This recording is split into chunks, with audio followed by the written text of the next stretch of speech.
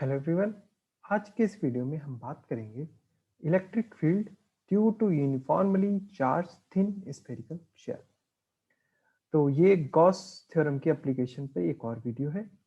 चलिए चलते हैं इस प्रॉब्लम को सॉल्व करते हैं। तो इस प्रॉब्लम को सॉल्व करने के लिए सबसे पहले मैं ड्रॉ कर लेता हूँ एक थिन स्फेरिकल शेल।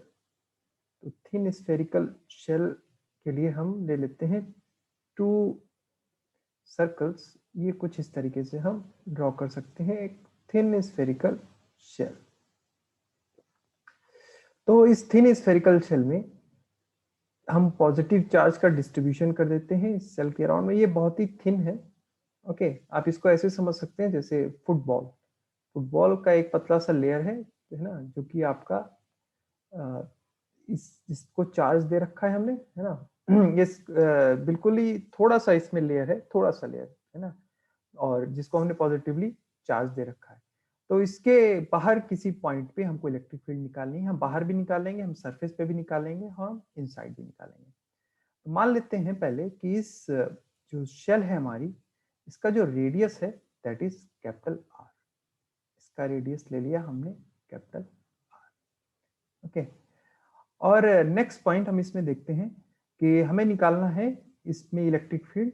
तो इसके तीन रीजन पे हम इलेक्ट्रिक फील्ड निकालेंगे। द फर्स्ट रीजन जहां पे हम इलेक्ट्रिक फील्ड निकालनी है वो ये है कि the radius of Gaussian surface हम आर अगर ले लेते हैं, so electric field when r is greater than r. मैं फिर से बता दूं, यहाँ पे स्मॉल आर जो है वो हम गॉसियन सरफेस ड्रॉ करेंगे उसका रेडियस है। अब चूंकि हर रीजन के लिए गॉसियन सरफेस अलग अलग होगा, तो उसके अकॉर्डिंग हमारी रेडियस भी बदल जाएगी। और सेकेंड रीजन है when r is equal to when r is equal to capital R, यानी सरफेस। एंड जो थर्ड रीजन है that is when r is less than capital R. इन तीन रीजन्स पे हमको फील्ड निकालनी है। ओके, और ये जो uniform surface charge density sigma इस स्फेरिकल शेल की सरफेस चार्ज डेंसिटी है, जिसे हम सिग्मा मान लीजिए यहाँ पे लिख लेते हैं, है ना। सरफेस चार्ज डेंसिटी है इसका सिग्मा। तो चलिए चलते हैं, सबसे पहले फर्स्ट रीजन का हम निकालते हैं इलेक्ट्रिक फील्ड, यानी when r is greater than capital r. So when r is greater than capital r, तो यानी इस शेल के बाहर हमें क्वेश्चन स्फीयर ड्रॉ कर लेते हैं। ये कुछ क्वेश्चन सरफेस हम ड्रॉ कर लेते हैं। ये कुछ इस तरीके का क्वेश्चन सरफेस है। मान लीजिए ये एक स्फेरिकल है, ठीक है। कहीं कहीं पे या इस पॉइंट पे ड्राइंग थोड़ा सा ठीक नहीं है, बट ठीक है, आप इसको एज्यूम कर सकते हैं ये एक स्फीयर है। तो इसका रेडियस मान लेते हैं हम, दैट इज आर। ये रेडियस है हमारा स्मॉल आर, ठीक है। अब हमें इसके इस पॉइंट पे मान लीजिए यहाँ पे पॉइंट पे फील्ड निकालनी है। अब देखिए ये डिस्ट्रीब्यूशन आपका स्फेरिकल डिस्ट्रीब्यूशन है, तो इलेक्ट्रिक जो फील्ड होगी दैट इज स्फेरिकली सिमेट्रिक होगी, यानी इससे आप जो इलेक्ट्रिक फील्ड निकल रही होगी इस सरफेस से, वो कुछ इस तरीके से फील्ड आपकी बाहर जा रही होगी। ये कुछ इस तरीके से आपका इलेक्ट्रिक फील्ड का नॉर्मल टू द सरफेस हम जरा ड्रॉ कर देते हैं। ये कुछ इलेक्ट्रिक फील्ड हो गई हमारी। ओके, ये हमारी इलेक्ट्रिक फील्ड लाइंस हो गई कुछ, है ना। तो इसमें हम लगाएंगे Gauss theorem. Gauss theorem says that the net flux passing through your surface, Gaussian surface, is equal to enclosed charge divide by epsilon nought. Okay, and which is nothing but which is surface integral of जो flux है हमारा electric field. तो इस point पे मान लीजिए एक छोटा सा रीजन ले लेते हैं हम ds। ये छोटा सा हमने ले लिया अपना एरिया वेक्टर, और एरिया वेक्टर का direction normal to this surface. तो यहाँ पे इलेक्ट्रिक फील्ड का जो डायरेक्शन है वही एरिया वेक्टर का डायरेक्शन है, दोनों एक दूसरे के पैरेलल है। So we can say that the integral over E d s, okay, क्योंकि यहाँ पे cos 0 होगा जो कि 1 दे देगा। तो यहाँ पे इलेक्ट्रिक फील्ड को हम बाहर ले सकते हैं, ये हो गया हमारा ds क्योंकि यूनिफॉर्म इलेक्ट्रिक फील्ड है। And it means it will give you E into total surface area, total surface area। अब यहाँ पे सरफेस कौन सी है, गॉसियन है। So the flux phi will give you E into 4 pi r square. ये मिल गया हमको यहाँ से फ्लक्स, एंड विच इज ये किसके इक्वल है। अब मान लीजिए ये जो हमने चार्ज का डिस्ट्रीब्यूशन लिया दैट इज प्लस क्यू। तो which is equal to enclose charge which is plus q divide by epsilon nought. So from here we can have the value of this electric field, which is E is equals to 1 over 4 pi epsilon naught Q divided by R square. This amount of electric field will pass from this point. और इसका अगर हम direction की बात करें, so direction is radially outward. Direction is radially outward. So this is the electric field at the point P, which is outside this spherical charge, spherical shell.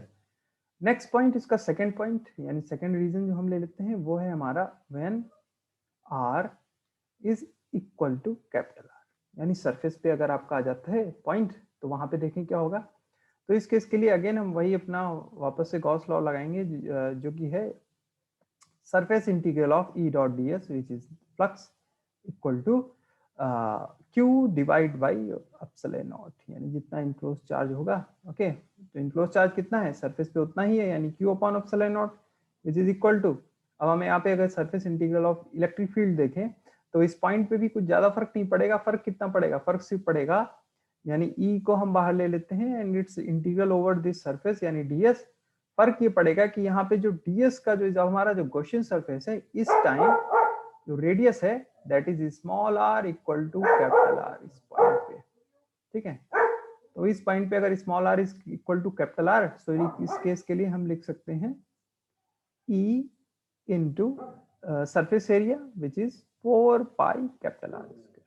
Okay, so from here we can calculate electric field. यहाँ इन दोनों को अगर हम equate करें इसको और इसको, so from here we can have E is equals to 1 over 4 pi epsilon naught Q divided by capital R square at radially outward direction. ये हो गई इलेक्ट्रिक फील्ड, यहाँ पे भी वेक्टर ही बना देते हैं. तो ये हमने इलेक्ट्रिक फील्ड निकाल ली एट द सरफेस, है ना, जब आपका at exactly at the surface of this spherical shell.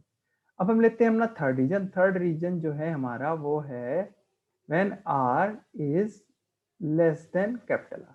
Okay, so इस केस में वही हमें देखना है, हमारा फ्लक्स जो इक्वल होगा वो charge enclose charge divide by epsilon nought. So we again we can apply E dot ds equal to, ये हो गया हमारा फ्लक्स. तो we can write as E into integral over ds. तो इस पे हम एक गॉसियन रीजन ले लेते हैं. मान लीजिए मैं गॉसियन रीजन इसमें ले लेता हूँ, इसकी हमें जरूरत नहीं है, हटा देते हैं. ये ले लिया हमने गॉसियन रीजन कुछ यहाँ पे इनसाइड, जिसका रेडियस स्मॉल r फिर से हमने ले लिया. ठीक है, तो ये हमको दे देगा E इंटू 4 पाई R स्क्वायर. ठीक है, क्योंकि क्वेश्चन रीजन इस बार इनसाइड है जिसका रेडियस स्मॉल r है, और which is equal to enclose charge divide by epsilon nought. But यहाँ पे देखिए जितना भी आपका चार्ज है वो सरफेस पे है, इस तरीके से आपका इस शेल में आपका चार्ज है.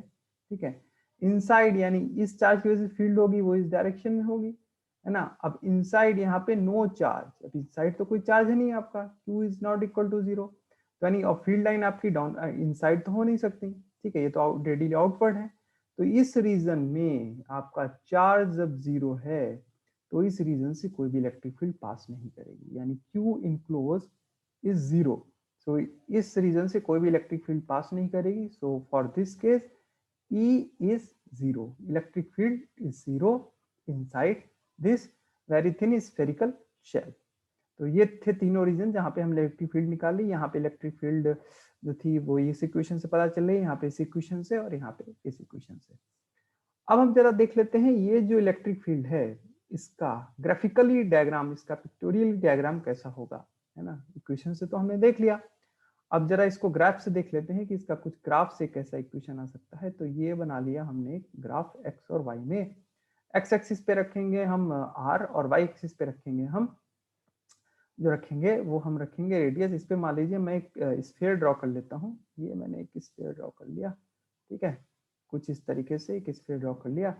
अब यहाँ पे हम देखते हैं, देखिए ये जो रेडियस r है x एक्सिस पे और y एक्सिस पे हमने ड्रॉ किया है इलेक्ट्रिक फील्ड यानी E. ठीक है, तो जैसे से R आपने, जब R आपका इनसाइड रीजन था यानी कहीं इस पॉइंट पे था, when R is less than R, तो इस केस में इलेक्ट्रिक फील्ड क्या था, 0 था. जैसे ही r इस पॉइंट पे आएगा, इस पॉइंट पे आपका r जैसे ही आएगा, यहाँ पे इलेक्ट्रिक फील्ड क्या है, मैक्सिमम है। मान लीजिए वो इलेक्ट्रिक फील्ड की मैक्सिमम वैल्यू ये वैल्यू है। यहाँ तक तो आपकी फील्ड 0 ही थी, ठीक है। ये मान लीजिए आपका इलेक्ट्रिक फील्ड का मैक्सिमम वैल्यू है यहाँ पे। इसके बाद क्या हो रही है आपकी इलेक्ट्रिक फील्ड, जैसे ही ये यहाँ पे वैल्यू E है, यहाँ पे वैल्यू कितनी है, E is equal to 1/4 pi epsilon nought Q by capital R square, ठीक है। और इसके आगे जैसे ही आपने R की वैल्यू बढ़ाई तो इलेक्ट्रिक फील्ड क्या होने लगी, डिक्रीज होने लगी, because in this region E जो है वो आपका it's inversely proportional to 1/r square, ठीक है। Q से तो डायरेक्टली प्रोपोर्शनल है, बट यहाँ पे Q भी लिख देते हैं तो ज्यादा बेटर रहेगा, क्योंकि वो भी कांस्टेंट नहीं है एज।